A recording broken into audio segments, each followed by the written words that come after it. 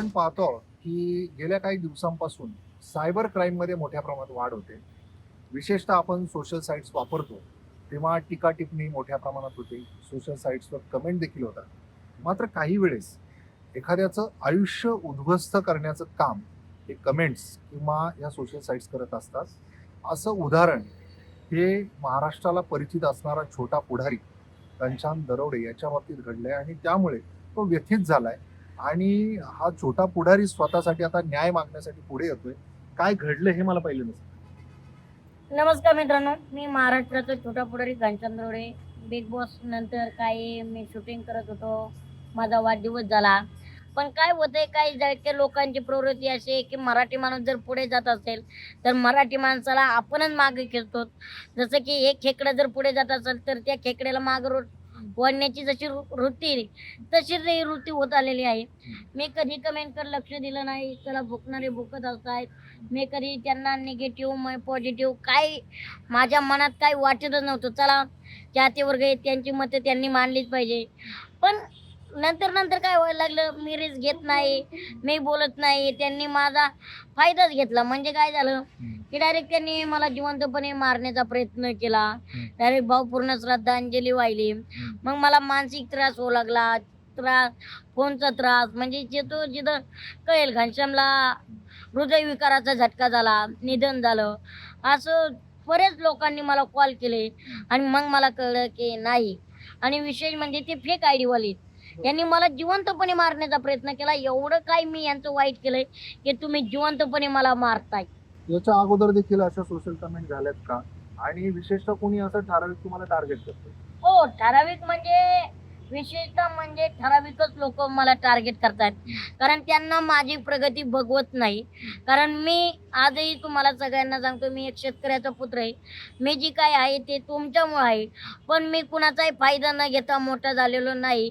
कोणालाही असं टार्गेट करून मोठा झालेलो नाही. पण या यूट्यूबवर वाल्यांना काय करायचंय, लोकांचा फायदा घ्यायचं, लोकांना ट्रोलिंग करायचं आणि मग आपण मोठं व्हायचं. हे असं जाणून बुजून माझ्या बाबतीत होतंय. हे यूट्यूबवरची मी नाव घेणार नाही, कारण मी त्यांना तेवढं महत्त्व देणार नाही. मी रीतसर तक्रार दिलेली आहे आणि पोलिसांना बी मी सांगितलेलं आहे. श्रीगोंदा पोलीस स्टेशनला तक्रार दिल्याच्या नंतर यांनी माझी नुकसान भरपाई, माझा आबरू नुकसानीचा दावा मी यांच्यावर ठोकलेला आहे. आणि पोलिसांनी मला आजच, मी श्रीगोंदा पोलीस स्टेशनला गेलतो. पोलिसांना सांगितले. पोलीस मला म्हणलेत 3 दिवसात मी तुमच्यासमोर आरोपी हजर करतो. 3 दिवसात आरोपी हजर नाही केले तर मी माझ्या पद्धतीने बघणार आहे. तुम्ही याच्यामध्ये इतके व्यतीत झालात की तुम्ही स्वतःचं काही बरं वाईट करण्याचं सुद्धा यामध्ये नमूद केलेलं आहे. म्हणजे नक्की याने एवढे व्यतीत झाला तुम्ही की हे सगळं प्रकार आणि तरी देखील अजून त्या बाबतीत न्याय मिळत नाही. काय येत आहे? म्हणजे एक तर मी तुम्हाला सांगतो, हे दुर्दैव म्हणावं लागेल. कारण आज 5-6 दिवस झाले न्याय काही मिळत नाही. सायबरकडे केस गेलेली आहे. पोलीस बोलले मला की सायबरकडे केस आहे, आमच्याकडे काही नाही. पण पोलिसांना मी एक सांगेल की आता आमची मानसिकता राहिलेली नाही. कारण साहेब, आता तुम्हाला एक सांगतो, सोशल मीडिया तर आहेच, पण आता सध्या आमच्या कुटुंबाला कुठेही म्हणजे नाक राहिलेलं नाही. आमची इज्जत पूर्णपणे गेलेली आहे. की असं काय केलंय की मला भावपूर्ण श्रद्धांजली वाहिली जाते. माझा वाढदिवस असला तरी मला कुठं बोललं जातंय. बरं, तुम्ही मला बोला, माझं मत आहे, तुम्ही मला बोला. पण तुम्ही माझ्या आईवडिलांना बोलू नका, माझ्या शरीरावर बोलू नका, माझ्या व्यंगचित्रावर बोलू नका. मी काय करायचं काय नाही हे तुम्ही ठरवू नका. तो कसा आहे, तो असा आहे, तो हे तुम्हाला अधिकार नाही दिले. तुम्हाला भांडायचंय तर माझ्या विचारांशी भांडा. मी हेच करतोय, मी तेच करतोय. तुम्ही काय करताय, मी तुमच्या आयुष्यात ढवळाढवळ केली का? मग तुम्हाला माझ्या आयुष्यात डोकवण्याचा अधिकार कोणी दिलाय? आणि तुम्हाला म्हणजे त्यांचं असं झालंय, मी काय करतो काय नाही उठल्यापासून तर ते माझ्यावरती लक्ष ठेवताय. बरं ठेवा, पण तुम्ही माझ्या आई वडिलांना का बोलताय? तुम्ही माझ्या बहिणींना का बोलताय? ह्यामुळं मी खरंच सिरियसली कंटाळलेलो आहे. आणि मला या गोष्टीचा मानसिक, शारीरिक सगळाच त्रास होत आहे. आज 4 रुपये जे आमच्या शेतकऱ्याच्या घरात येत होते, मला इव्हेंट होत होते, प्रोग्राम मिळत होते, ते ह्या फाजीलपणाच्या, या बावळट लोकांच्या मुळं माझे इव्हेंट गेले. आम्हाला कुठेही इज्जत राहिलेली नाही. का बाबा घनश्याम, तुला एवढं ट्रोलिंग का होतं? असा काय गुन्हा केलाय घनश्यामनी ते सांगा हो तुम्ही. आता तुम्ही मुंबईला चालला, कुणाकडे न्याय मागताय, काय तुमची न्यायाची मागणी असली?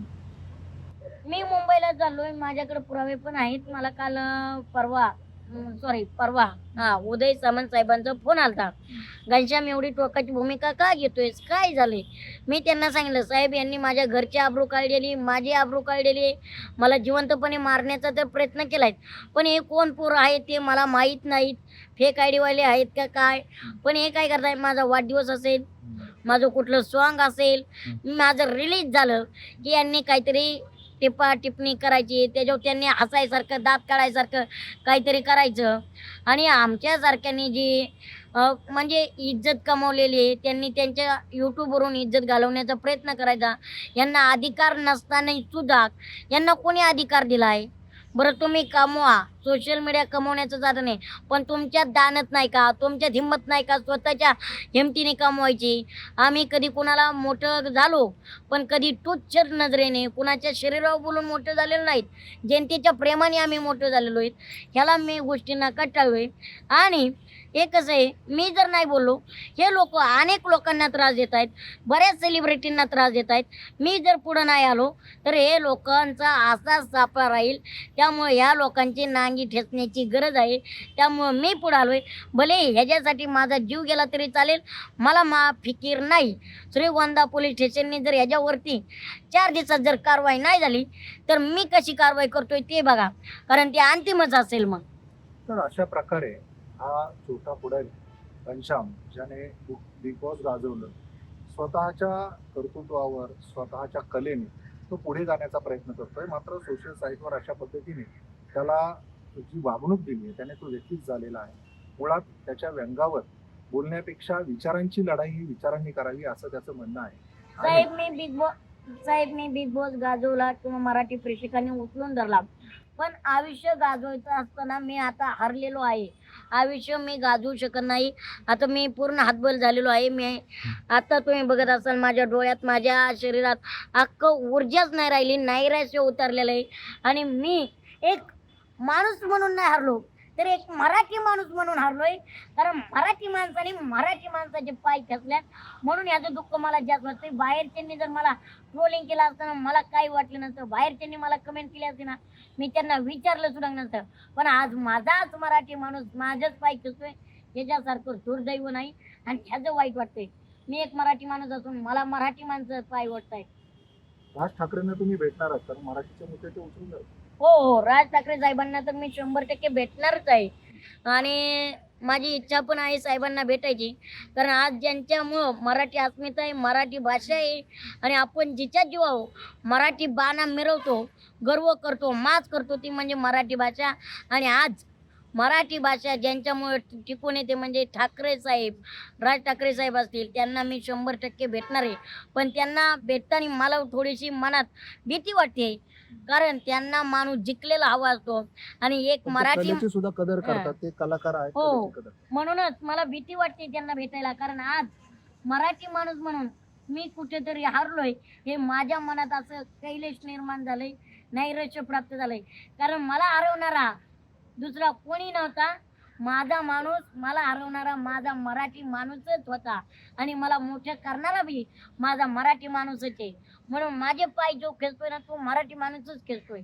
अशा प्रकारे ते कुठंतरी त्यांची उद्विग्नता आहे की मराठी माणूस माझा पाय खेचतोय.